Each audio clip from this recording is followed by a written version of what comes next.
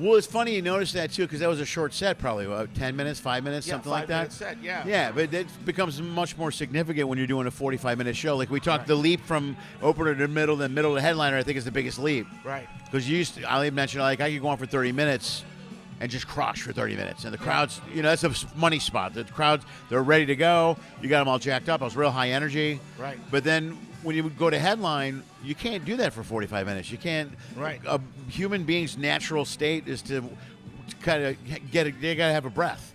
They can't laugh nonstop. You might think someone killed for an hour, but they didn't. Right. Or they did, but there's a flow. There's ebb and flow. There's a point when you slow it down and you set up jokes or you make a point or whatever. Right. And not everything's got to be a big club, club over the head. Yeah, and the great thing, I opened for him for 2 weeks in '83.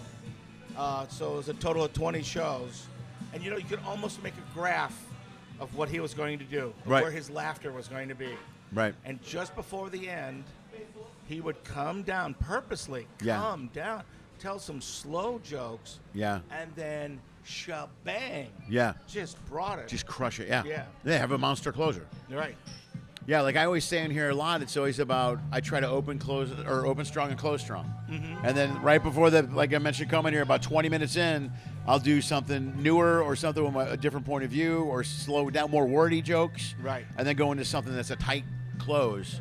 Because I think that's important, and it's a while to learn that. And it's a while to learn that that's okay. Mm-hmm. Especially like in a theater scenario, like when you're doing a theater. If you're doing 45 minutes in a theater, you get to that 30-minute mark, the crowd naturally takes a breath. Right. So even if you're going full speed, they're going to slow down, and then you're thinking, "Oh, I'm losing them."